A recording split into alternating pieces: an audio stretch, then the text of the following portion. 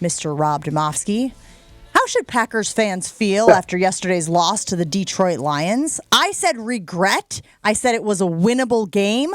There was a 6-minute period of game time from before the pick six and before the touchdown on the opening drive of the second half where I thought, okay, well, I guess it would have been before that, right? No, it was those moments, actually, where I was like, okay, it's not over. They can still do this. How should fans feel after the game?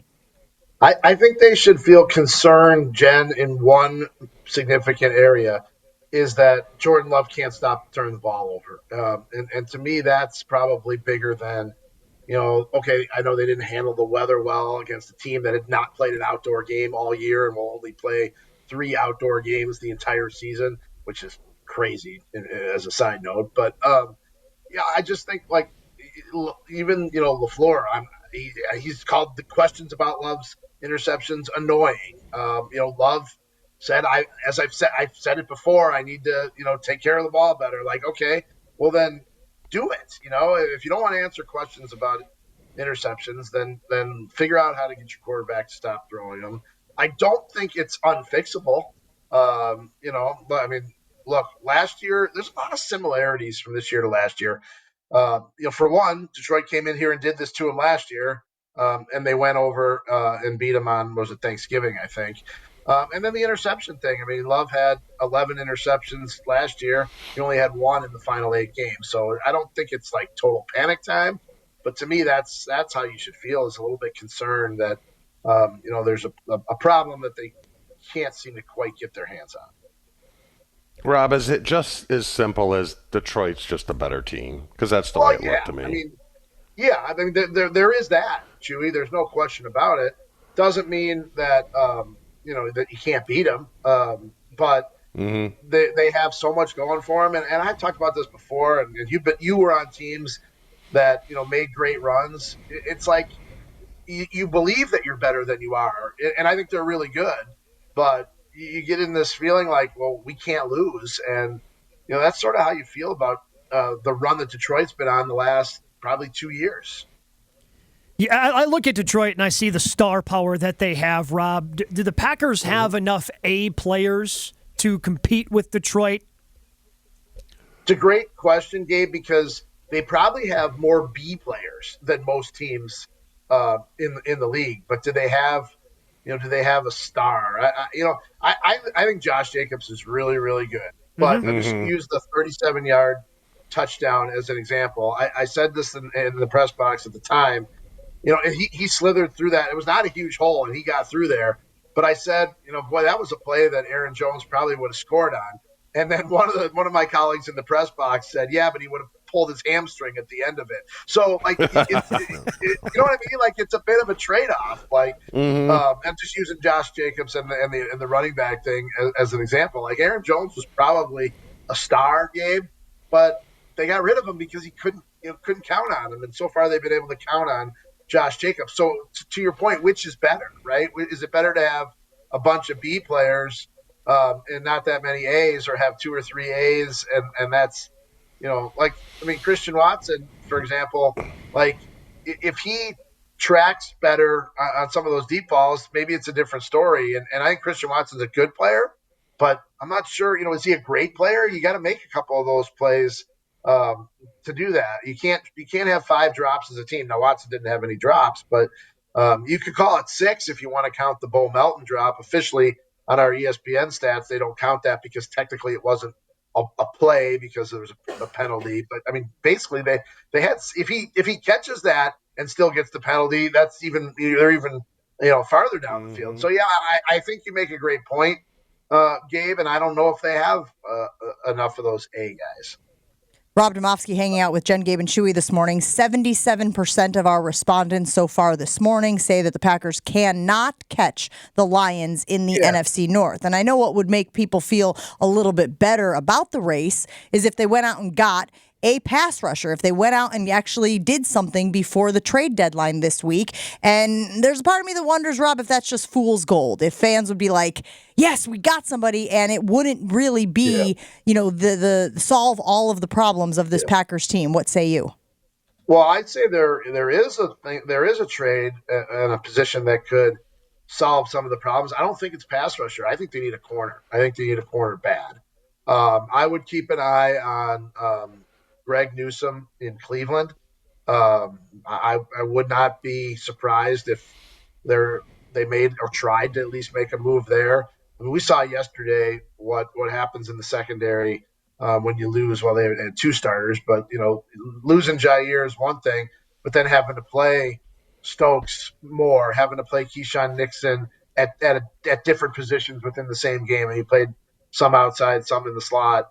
And then, Carrington Valentine being on the field. Then, to me, the trickle-down effect there is more, sort of problematic than the pass rush. I think pass rushes are streaky.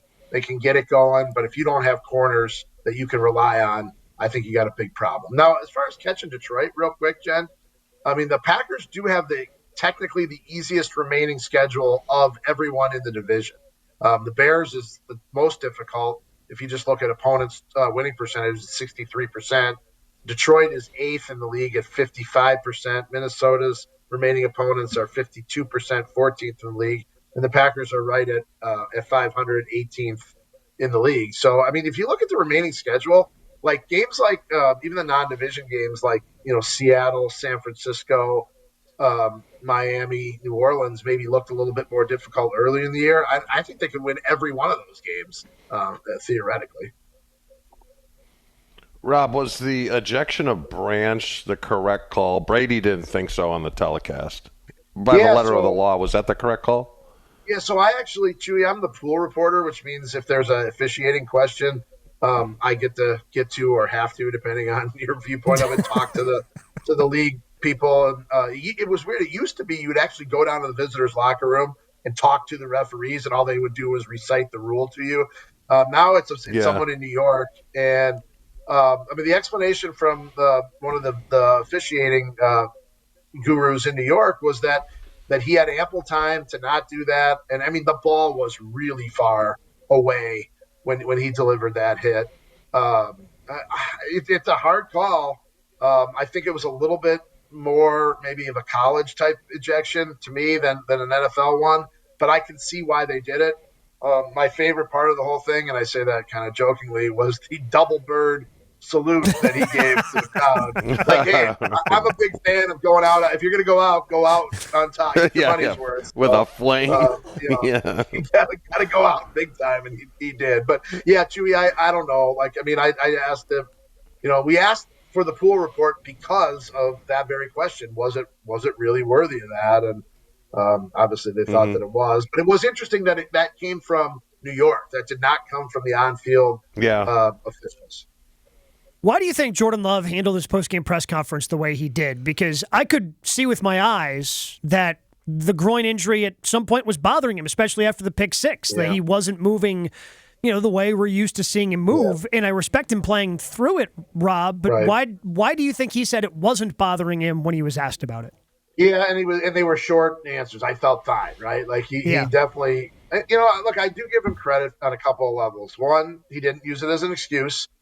And two, I actually think I may be crazy on this, but I actually think it was important that he played at less than 100%. And obviously it didn't go well, but you need to build up things in your repertoire that you've done before, so the next time it happens, you handle a little better. And the fact that he went out and tried to play through it, it didn't work out. But the next time he has an issue like that, maybe he'll be better because of it. I know in the short term, it didn't go well, and maybe he shouldn't have played, or maybe they should have pulled him after the interception or whatever. But I think in the long run, you have to build up things that you experience over the course of your career. And if he's going to be a 10, 12-year starter, this is the kind of thing that he's got to have, the experience to draw back on from next time. Rob, last thing for you this morning. Do you have any idea who robbed Bobby Portis' house?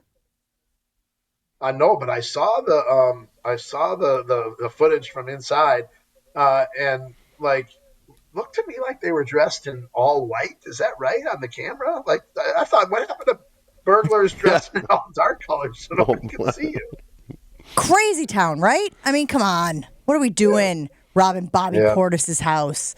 I guess you better lock Jen, you're probably like the second biggest celebrity behind any Bucks player, you better lock your house. Make sure you got that thing double bolted, and I gotta get tell the you, Ring doorbell camera going. I well, don't want to first see of all, that happen to you. Thank you. I appreciate that. We did get the whole Chewy turned me on to the old what is the brand Chewy that we use?